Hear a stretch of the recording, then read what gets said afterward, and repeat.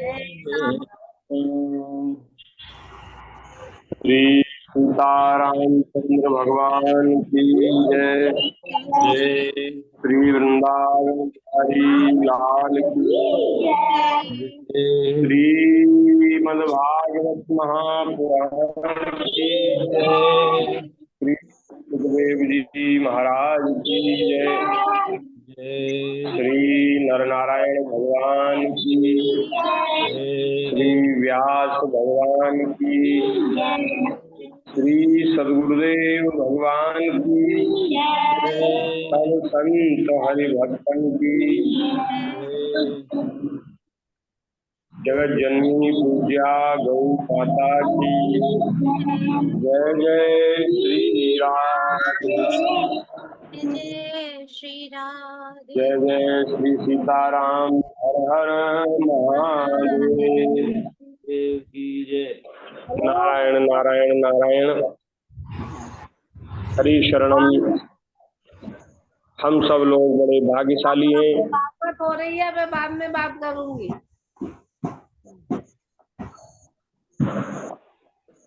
भगवान की अहेतु की कृपा करुणा से हम सभी को मनुष्य जीवन का परमोत्कृष्ट फल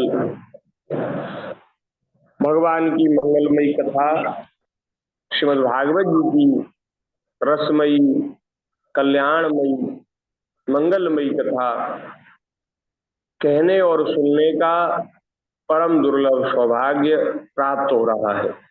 ठाकुर जी की बड़ी कृपा है। हम सब लोग बड़े भाग्यशाली हैं।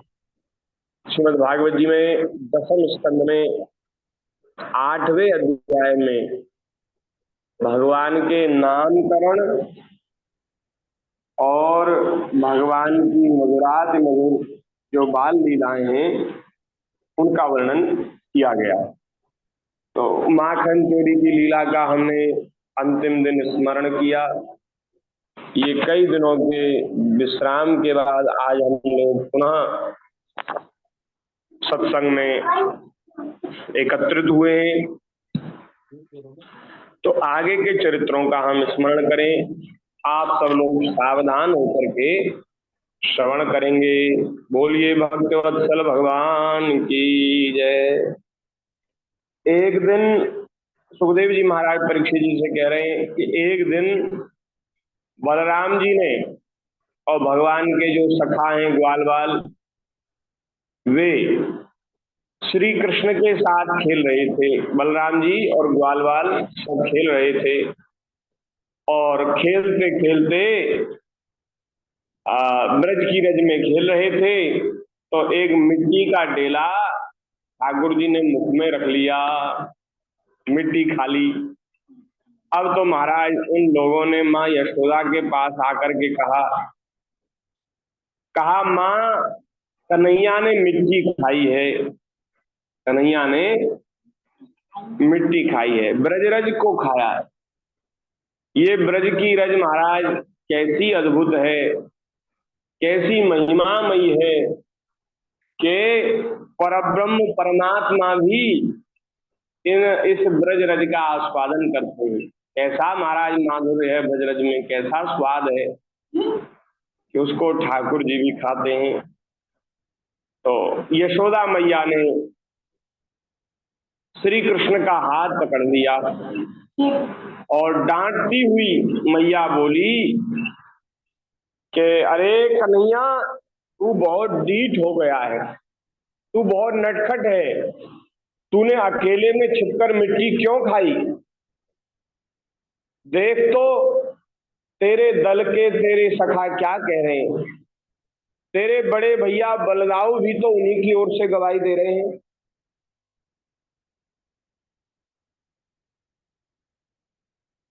तूने मट्टी क्यों खाई?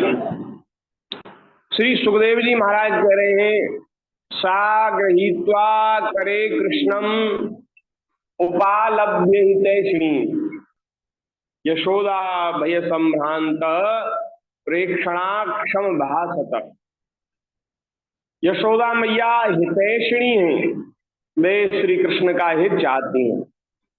बालक मिट्टी खावे तो उसकी मैया उसको डांटती है कि बेटा ये खाने की वस्तु नहीं है, मिट्टी खाने से ये पेट में जम जाएगी और फिर पेट में जो छोटे कीट होते हैं, पेट में कीट उस मिट्टी में पलने लगेंगे।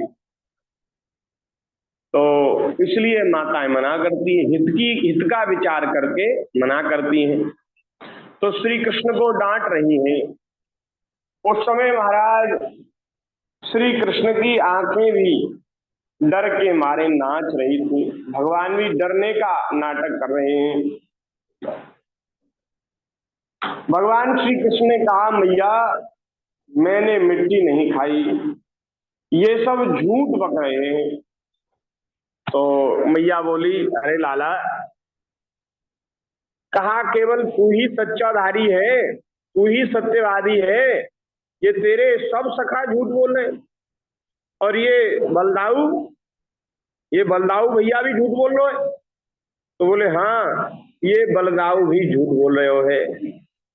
कन्हैया बोले, अरे मैया मैं तो बाहर से ही कारो हूं और भीतर से तो मैं गोरो हूं, लेकिन ये दाऊ दादा बाहर से तो गोरो है शरीर को, लेकिन ये भीतर से बड़ो कारो है। या के मन में मेरे प्रति बड़ी ईर्ष्या है, और महाराज मैया ये मोकू चिढ़ावे और मोकू खेल में परेशान करे, और मैं या की बात ना मानूं तो ये मोए झूठा भी बनावे। ये झूठी बात कह रहे हैं कि मैंने मट्टी खाई है। ये सब मंत्रणा करके आए हैं कि आज कन्हैया को पिटवाएंगे। बात ऐसी है कि मैया हम सब लोग खेल रहे और ये बेईमानी करके इन्होंने वो को हरा दियो, और मैंने इनकी चाल नहीं दी। ये जीत गए, मैं हार गया, मैंने इनकी चाल नहीं दी, तो आए के मेरी शिकायत कर रहे हैं। तो यशोदा जी ठाकुर जी की बातें सुनकर के मुस्कुरा रही हैं और कहने लगी, अरे अच्छा, तू यदि सच कह रहा है तो ला मुंह खोल के दिखा, अभी पता चल जाएगा कौन सच कह रहा है। तो मुंह खोल के दिखा। हाँ ठाकुर जी बोले कि हाँ भैया, तुझे विश्वास नहीं है तो मेरा मुंह तुम्हारे सामने ही है, तुम अपनी आंखों से देख लो, मैंने मिट्टी नहीं खाई है। तो मैया ने जैसे ही ठाकुर जी का मुंह देखा तो महाराज क्या देखती हैं,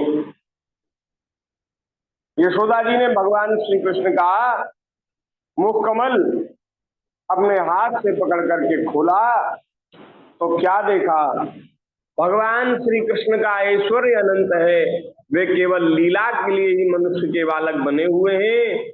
सा तत्र ददृशे विश्वम जगत स्थाश्नु चखम दिशः साद्री द्वीपाब्धि भूगोलम सवायव्यग्निन्दुतारकम। यशोदा जी ने देखा कि उनके मुंह में चर अचर संपूर्ण जगत विद्यमान है।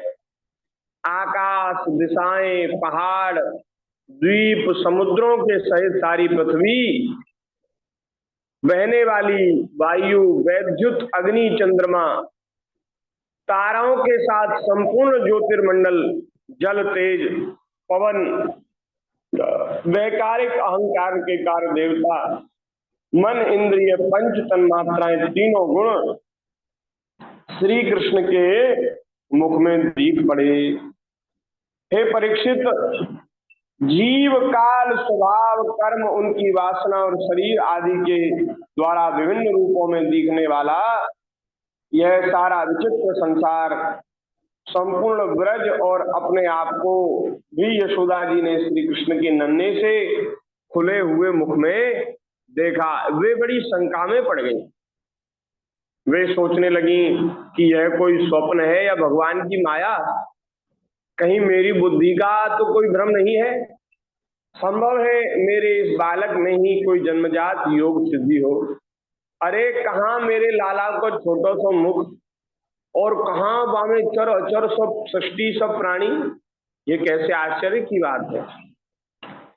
तो बड़ी आश्चर्य में पड़ गई और फिर उन्होंने मन ही मन भगवान को प्रणाम किया। अथो यथावन वितर्क गोचरम चेतो मनः कर्म वचो विरंजसा यदाश्रयं येन यतः प्रतीयते सदुर्विभाव्यम प्रणतास्मि तत्पदम। जो चित्त मन कर्म और वाणी के द्वारा ठीक ठीक तथा सुगमता से अनुमान के विषय नहीं होते, यह सारा विश्व जिनके आश्रित है, जो इसके प्रेरक हैं और जिनकी सत्ता से ही इसकी प्रतीति होती है, जिनका स्वरूप सर्वथा अचिंत्य है, उन प्रभु को मैं प्रणाम करती हूँ। यह मैं हूँ और ये मेरे पति तथा यह मेरा लड़का है। साथ ही मैं ब्रजराज की समस्त संपत्तियों की स्वामिनी धर्म पत्नी हूँ। ये गोपियां, गोप और गोधन मेरे अधीन हैं, जिनकी माया से मुझे इस प्रकार की कुमति घेरे हुए है। वे भगवान ही मेरे एकमात्र आश्रय हैं, मैं उन्हीं की शरण में हूँ। ये जो मैं और मेरे का भाव है ना, ये जीव की कुमति का परिणाम है, जीव के अज्ञान का परिणाम है। ये भगवान की माया से ऐसी बुद्धि हो जाती है कि ये मैं, मेरा शरीर है, ये मेरा घर है, ये मेरे मेरे स्त्री हैं, ये मेरे पुत्र हैं, पुत्री हैं। ये जो भाव है मैं और मेरे का, ये भगवान की माया के कारण होता है। तो ऐसे भगवान जिनकी माया ऐसी प्रेरणा करती है, वे सब प्राणियों के आश्रय हैं, मैं उन्हीं की शरण में हूं, ऐसा यशोदा मैया ने कहा। जब इस प्रकार यशोदा माता श्री कृष्ण का तत्व समझ गई, तब श्री सर्वशक्तिमान सर्वव्यापक प्रभु ने अपनी पुत्र स्नेहमयी वैष्णवी योग माया का उनके हृदय में संचार कर दिया। ये जो वैष्णवी योग माया है ना, ये भक्तों को भगवान की लीलाओं का रसास्वादन कराने के लिए भक्तों के ऊपर अपना प्रभाव डालती है। उस योग माया के प्रभाव से यशोदा मैया तुरंत सारा दृश्य भूल गई और उन्होंने अपने दुलारे लाल को गोद में उठा लिया। जैसे पहले उनके हृदय में प्रेम का समुद्र उमड़ता रहता था, वैसे ही फिर उमड़ने लगा। सारे वेद, उपनिषद, सांख्य, योग और भक्तजन जिनके महात्म का गीत गाते गाते अघाते नहीं, उन्हीं भगवान को यशोदा जी अपना पुत्र मानती। राजा परीक्षित ने पूछा, भगवान नंद बाबा ने ऐसा कौन सा बहुत बड़ा मंगलमय साधन किया था और परम भाग्यवती यशोदा जी ने भी ऐसी कौन सी तपस्या की थी, जिसके कारण स्वयं भगवान ने अपने श्रीमुख से उनका स्तन पान किया। ऐसा कौन सा साधन उन्होंने किया था?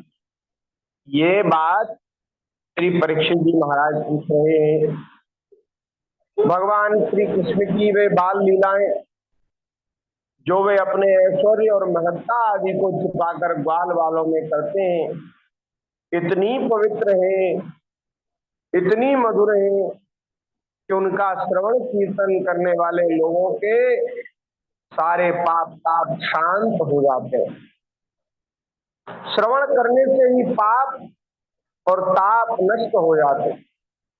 त्रिकालदर्शी ज्ञानी पुरुष आज भी उनका गान करते रहते हैं। वे ही लीलाएं उनके जन्मदाता माता पिता देवकी वसुदेव जी को तो देखने तक को न मिली और नंद यशोदा उनका अपार सुख लूट रहे हैं। इसका क्या कारण है, क्या रहस्य है? श्री सुखदेव जी ने कहा, द्रोणो वसूनां प्रवरो धरया भार्यया सह करिष्यमाणादेशान् ब्रह्मणस्तमुवाचः। सुखदेव जी ने कहा, परीक्षित, नंद बाबा पूर्व जन्म में एक श्रेष्ठ वसु थे, उनका नाम था द्रोण और उनकी पत्नी का नाम था धरा।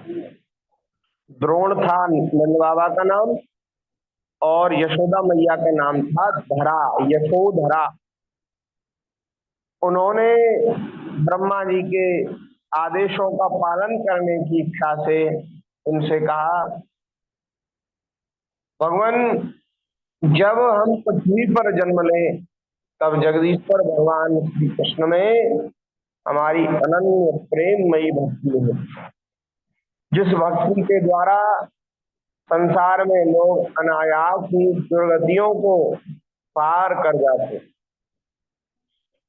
ब्रह्मा जी ने कहा, ऐसा ही होगा। तो वे ही परम यशस्वी भगवान में द्रोण ब्रज में पैदा हुए और उनका नाम हुआ नंद, और वे ही धरा इस जन्म में यशोदा के नाम से उनकी पत्नी हुई। हे परीक्षित, अब इस जन्म में जन्म मृत्यु के चक्र से छुड़ाने वाले भगवान उनके पुत्र हुए और समस्त गोप गोपियों की अपेक्षा उन पति पत्नी नंद और यशोदा जी का उनके प्रति अत्यंत प्रेम हुआ। इस प्रकार से सुखदेव जी ने उनके पूर्व जन्म का वृत्तांत सुनाया है। ब्रह्मा जी की बात सत्य करने के लिए भगवान श्री कृष्ण बलराम जी के साथ ब्रज में रहकर समस्त ब्रजवासियों को अपनी बाल लीला से आनंदित करने लगे। ये 8वां अध्याय यहाँ पूरा हो गया। हरिओम तत्सत। श्री कृष्णार्पणमस्तु। थोड़ी देर भगवान के नाम का कीर्तन कर लें।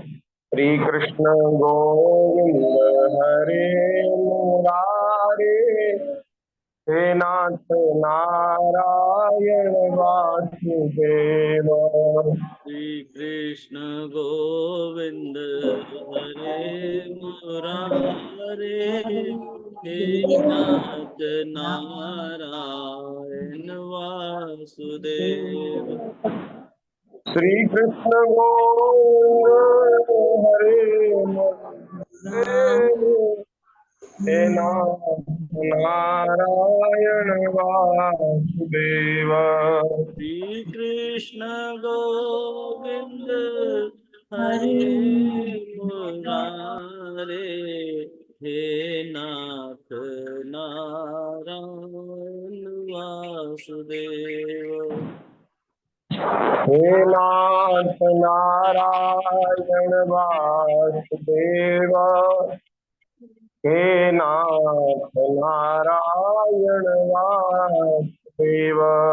हे नाथ नारायण वासुदेव, हे नाथ नारायण वासुदेव।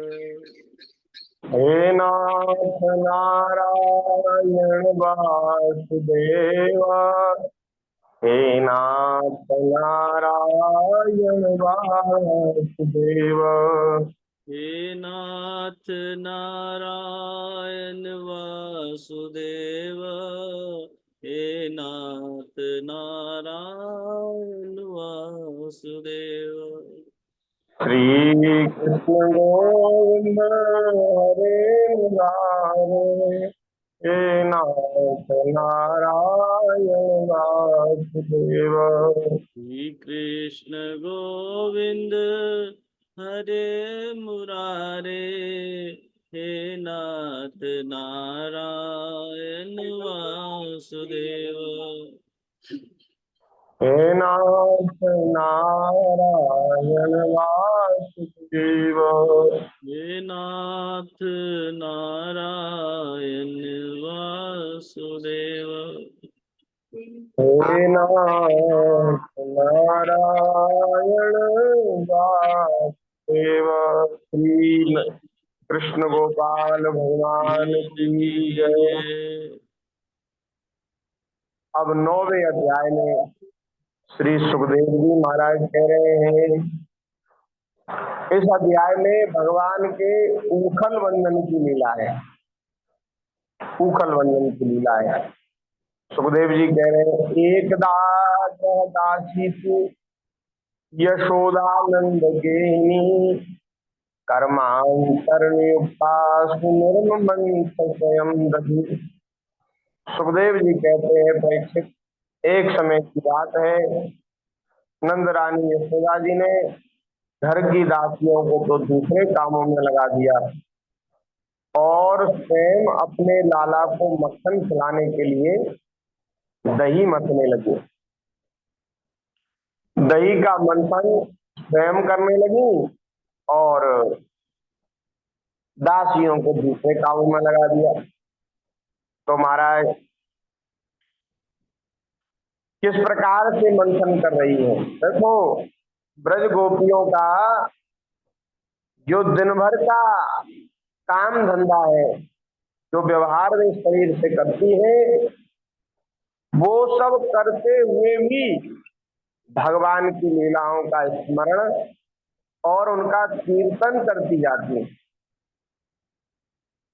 वह महाराज ऐसा कोई कर ले तो उसको भी भगवत प्रेम, भगवत अनुराग, गोपियों की सी भक्ति प्राप्त हो सकती है।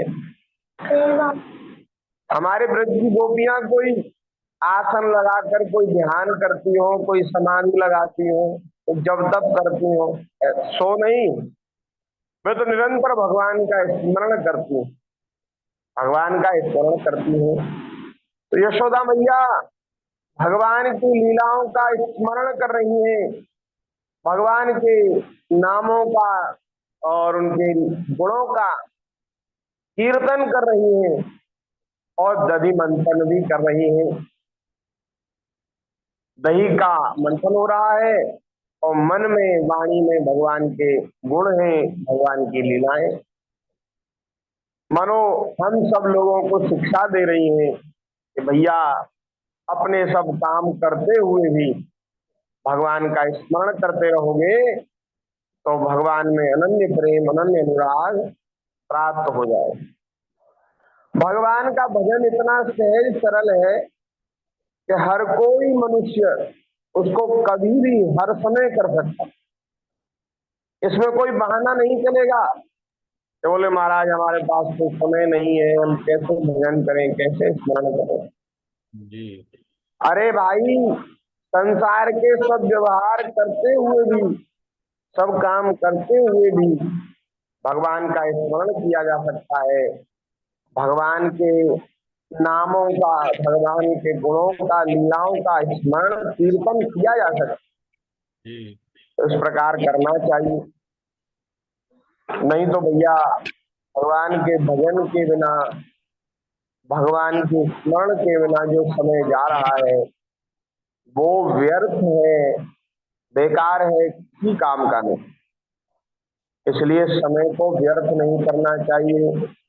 श्वास श्वास पे नाम रट, प्रथा श्वास जन कोय, ना जाने या श्वास को फिर आनो हो न हो। तो सुखदेव जी महाराज कह रहे हैं, बड़ी सुंदर इस झांकी का वर्णन सुखदेव जी कर रहे हैं।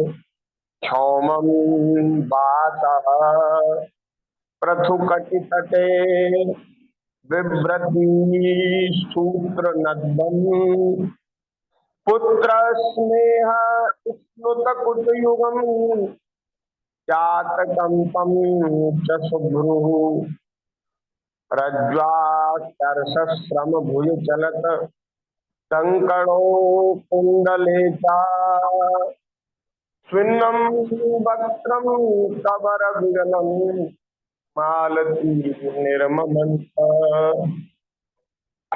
कैसी सुंदर झांकी है। वे अपने स्थूल कटि भाग में सूत से बांधकर रेशमी लहंगा पहने हुए हैं, कमर में रेशमी लहंगा पहने हैं। उनके स्तनों में से पुत्र स्नेह की अधिकता से दूध बह रहा है। पुत्र का स्मरण कर रही है। मैया जब अपने पुत्र का स्मरण करती है तो स्वाभाविक है कि उसका आंचल दूध से भर आता है, बहने लगता है। तो और महाराज कांप रही है, उनका शरीर कंपायमान है। नेति खींचते रहने से बाहें कुछ थक गई हैं।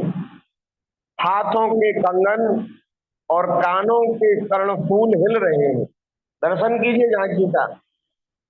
हाथों से जब रस्सी को खींचती हैं तो कानों के कर्णफूल हिल रहे हैं, हाथ के कंगन हिल रहे हैं, आवाज कर रहे हैं, धूप ध्वनि हो रही है।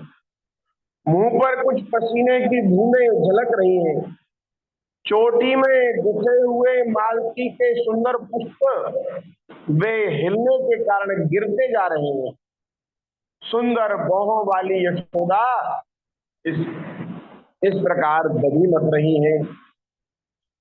तभी उसी समय क्या हुआ कि भगवान श्री कृष्ण ने देखा, बहुत देर से ढूंढ रहे थे महल में मैया कहाँ है, मैया कहाँ है। अरे मैया तो यहाँ दही मत रही है, दही मंथन कर रही है।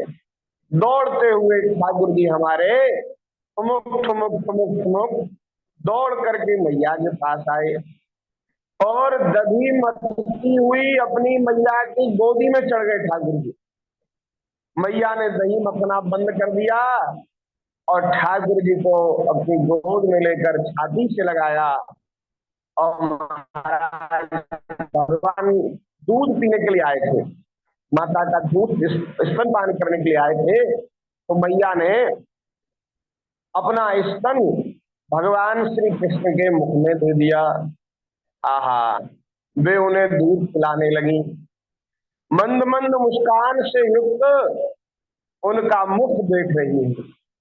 दधी मंथन तो बंद कर दिया, अब ठाकुर जी दूध पी रहे हैं और मैया ठाकुर जी को देख रही है। आहा, इतनी सुंदर झांकी है। भगवान के सुंदर मुखमल की शोभा।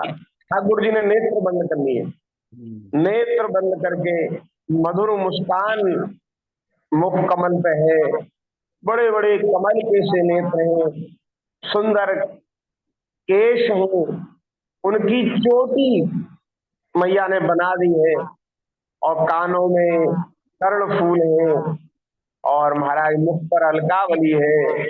सुंदर पीली झगुलिया ठाकुर जी ने धारण की है। जो बालकों के जो आभूषण होते हैं, हाथ के, गले के, छाती के, वो सब आभूषण ठाकुर जी ने धारण किए हुए हैं। तो भगवान के मुख का दर्शन यशोदा मैया कर रही है और ठाकुर जी नेत्र बंद करके दुग्ध पान कर रहे हैं। तभी महाराज इतनी सुंदर झांकी थी, तभी क्या हुआ कि अंगीठी पर दूध उबल रहा था। दूध उबलने के लिए, औटाने के लिए रखा हुआ था। तो महाराज अंगीठी में अग्नि जली तो दूध में उफान आ गया। तो दूध उफरने लगा तो मैया ने ठाकुर जी को अतृप्त छोड़कर जल्दी से गोदी से उतार कर नीचे बिठा दिया और दौड़ करके दूध को उतारने के लिए चली गई। अब महाराज यशोदा मैया तो दूध के चक्कर में ठाकुर जी को भूल गई। अब ठाकुर जी को क्रोध आ गया। ठाकुर जी मन में सोचने लगे कि मैया को पूत प्यारा नहीं है, मैया को तो दूध प्यारा है। मुझसे प्रेम नहीं करती, मुझको यहाँ भूखा छोड़कर मैं अभी तृप्त नहीं हुआ और मुझे यहाँ बिठा करके चली गई और दूध की ज्यादा चिंता है, अपने बेटे की चिंता नहीं। तो श्री कृष्ण को क्रोध आ गया। संजात कोपः स्फुरितारुणाधरम् संदस्य दधिर्दधिमन्तभाजनम् विद्वामृताश्रु रसदस्मनारहो जघासहयन्गवमन्तरं गतः। तो क्रोध आ गया। कैसे क्रोध आया? उनके लाल लाल होठ फड़कने लगे ऐसी जोर का, और नीचे के होठ को अपने दांतों से दबाकर श्री कृष्ण ने पास ही पड़े हुए लोड़े से, होता ना सिलबट्टा, वो पत्थर का सिरा होता है, उससे लोड़े से चटनी बनाते, टमाटर पीसते हैं। पहले गांव में होते थे सबके यहाँ, अब तो मिक्सी आ गई, तो मिक्सी ने महाराज सिलबट्टे का काम और खल मूसली का काम वो सब खत्म कर दिया। पहले महाराज सभी घरों में जिम होती थी, शारीरिक व्यायाम घरों में ही हो जाता था, दैनिक क्रियाकलाप से ही व्यायाम हो जाता था। अब वो सुख सुविधा के चक्कर में वो सब चला गया काम, और अब लोग बीमार हो गए। अब डॉक्टर कहते हैं जिम जाओ, व्यायाम करो। अरे भाई, ये ऋषि मुनि महात्माओं ने तो पहले ही हमारे घर में जिम बनाया हुआ था, उसको छोड़ करके अब फिर पैसा खर्च करके जिम में जाते हैं। तो अब वो सिलबट्टा होता है, तो उसका लोड़ा, वो लोड़ा ठाकुर जी ने हाथ में ले लिया। गुस्से में है, होठ फड़क रहे हैं, नेत्र एकदम लाल हो गए क्रोध के मारे, और महाराज रोते रोते बनावटी आंसू आंखों में भर लिए, और लोड़े से दही का मटका फोड़ दिया। जिस दही का मंथन मैया कर रही थी, वो दही का मटका फोड़ दिया, और महाराज वो लोड़ा वही पटक दिया, और फिर उस घर में गए जहां माखन के मटके रखे हुए थे। तो वहां जाकर के एक मटका वो उसके पास बैठ गए और मटके में से माखन खाने लगे। अब महाराज यशोदा मैया दूध उतार करके आई, और मथने के लिए, दही मथने के लिए जब आई, तो वहां देखा कि वो तो मटका सारा फूटा पड़ा है, टुकड़े टुकड़े हो गया, सब दही फैल गया। और महाराज समझ गई, आज श्री कृष्ण वहां थे नहीं, तो समझ गई कि यह सब मेरे लाला जी करतूत है। अब महाराज उनको क्रोध नहीं आया, ये देखकर वे हंसने लगी कि कन्हैया ने क्रोध में आकर, मैंने उसको अतृप्त ही छोड़ दिया था, इसलिए क्रोध में आकर के उसने मटका फोड़ दिया। तो मैया को क्रोध नहीं आया, मैया को हंसी आई। लेकिन ठाकुर जी को ढूंढने लगी, इधर उधर ढूंढने पर पता चला कि श्री कृष्ण उल्टे हुए ऊपर पर खड़े हैं, और छीके पर जो माखन रखा है उसको ले लेकर के बंदरों को लुटा रहे हैं, बंदरों को माखन लुटा रहे हैं। उन्हें यह भी डर है कि कहीं मेरी चोरी खुल ना जाए, इसलिए मैया की ओर भी नजर रखे हैं कि मैया आएगी तो मुझे पीटेगी, क्योंकि मैं मटका फोड़ के आया हूं। तो चारों ओर ताकते जा रहे हैं। यह देख करके यशोदा रानी पीछे से धीरे धीरे उनके पास जा पहुंची। महाराज जैसे ही श्री कृष्ण ने देखा कि मेरी माँ हाथ में छड़ी लिए मेरी ही ओर आ रही है तब झट से ओखली पर से कूद पड़े, और महाराज ऐसे भागे जैसे किसी को ततैया खा जाए। वो जो पीली बर होती है ना, वो किसी को खाया और वो फिर भगे, ऐसा महाराज ततैया के खाए हुए दौड़े। ओ महाराज यशोदा मैया पीछे पीछे छड़ी लेके भाग रही है और ठाकुर जी आगे आगे दौड़ रहे हैं। सुखदेव जी महाराज आनंद में भर गए। उन्होंने कहा, परीक्षित, बड़े बड़े योगी तपस्या के द्वारा अपने मन को अत्यंत सूक्ष्म और शुद्ध बनाकर भी जिनमें प्रवेश नहीं करा पाते, पाने की बात तो दूर है, उन्हीं भगवान के पीछे पीछे आज छड़ी लेकर उन्हें पकड़ने के लिए यशोदा जी दौड़ी।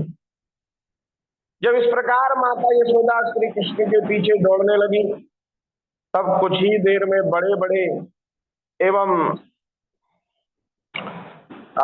उनका शरीर जो है स्थूल है ना, मैया का भारी शरीर है, तो वे ज्यादा दूर भाग न पाई और महाराज उनकी चाल धीमी पड़ गई।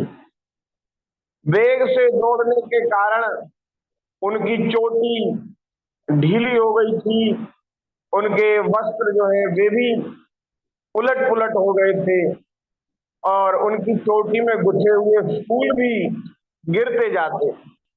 इस प्रकार सुंदरी यशोदा ज्यों त्यों करके उन्हें पकड़ न सकी। अब ठाकुर जी तो हमारे बड़े चंचल, उन्हें तो दौड़ने का अभ्यास है।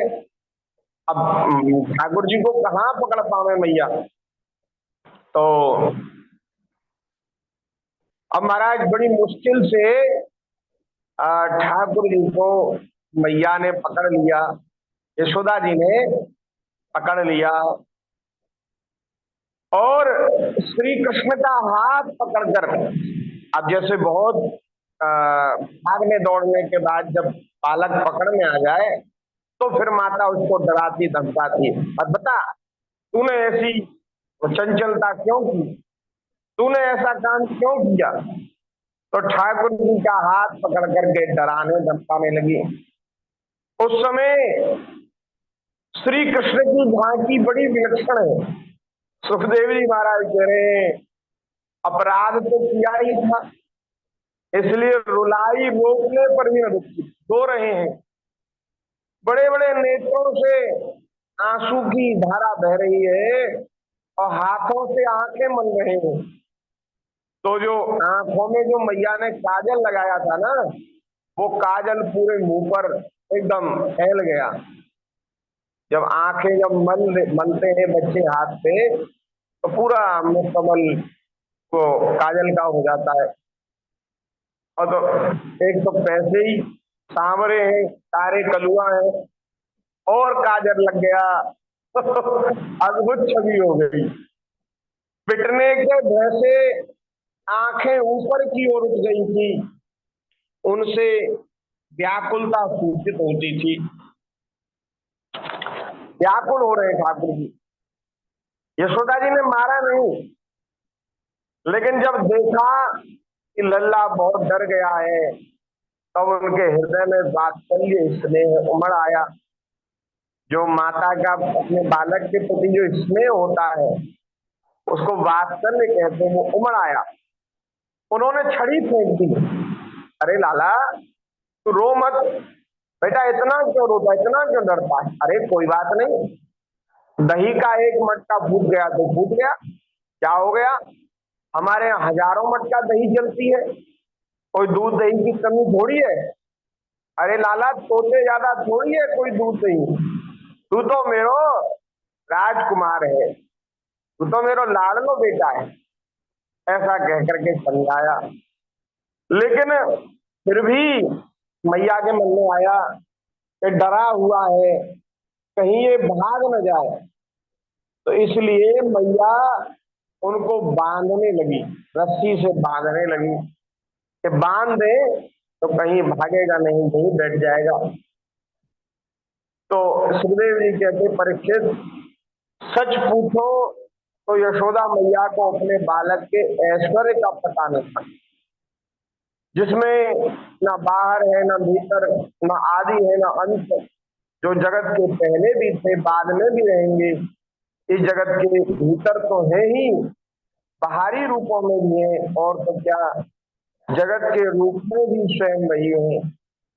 यही नहीं, जो समस्त इंद्रियों से परे और अव्यक्त है, उन्हीं भगवान को मनुष्य का रूप धारण करने के कारण पुत्र समझकर यशोदा रानी रस्सी से मुखल में ठीक वैसे ही बांध रही है जैसे कोई साधारण सा बालक बालक हो। जब माता यशोदा अपने नटखट लाल को रस्सी से बांधने लगी तो महाराज वो रस्सी 2 अंगुल छोटी पड़ गई। तब उन्होंने दूसरी रस्सी लाकर उसमें जोड़ी, लेकिन महाराज आश्चर्य, अब भी रस्सी 2 अंगुल छोटी थी, 2 अंगुल छोटी थी। कई रस्सी जोड़ी, लेकिन महाराज वो 2 अंगुल छोटी पड़ती गई। फिर यशोदा रानी ने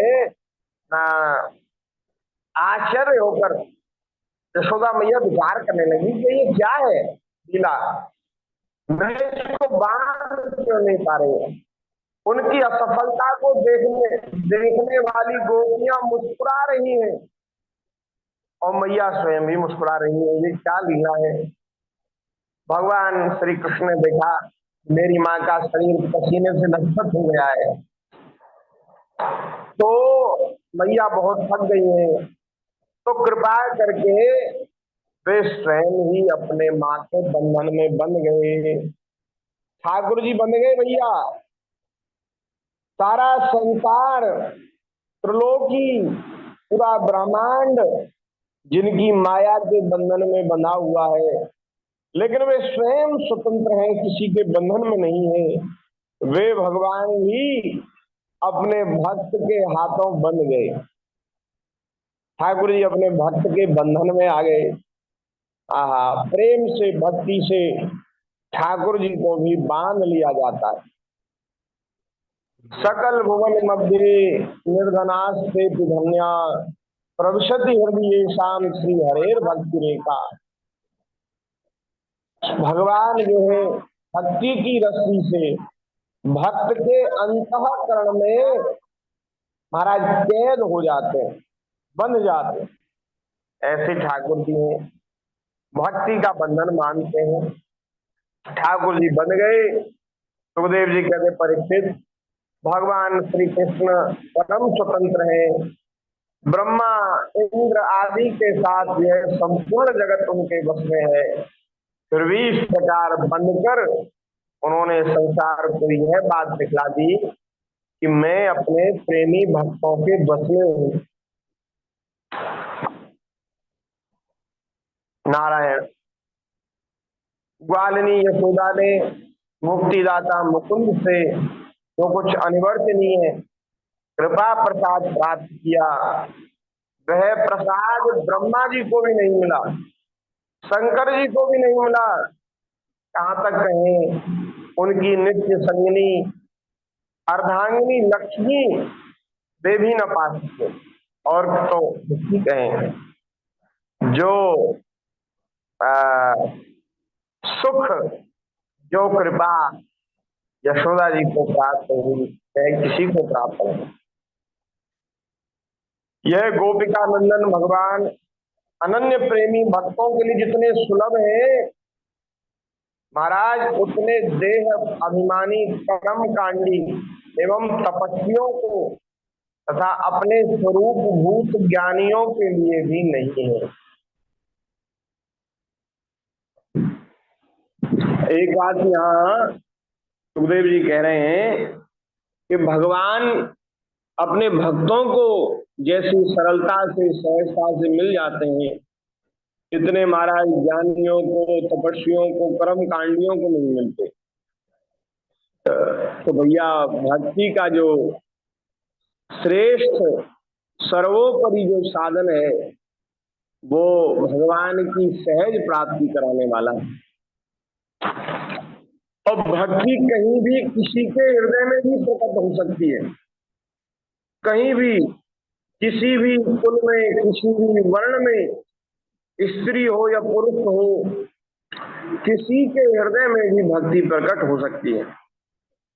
भक्ति प्रकट होगी सत्संग से, हरि कथा श्रवण से और भगवान के भक्तों के संग से, भक्तों की कृपा से। कोई भगवान के भक्त होंगे वे भक्ति का दान कर सकेंगे। तो इसलिए, और देखो जो 9 प्रकार की भक्ति है उसमें प्रधान भक्ति का अंग है श्रवण भक्ति।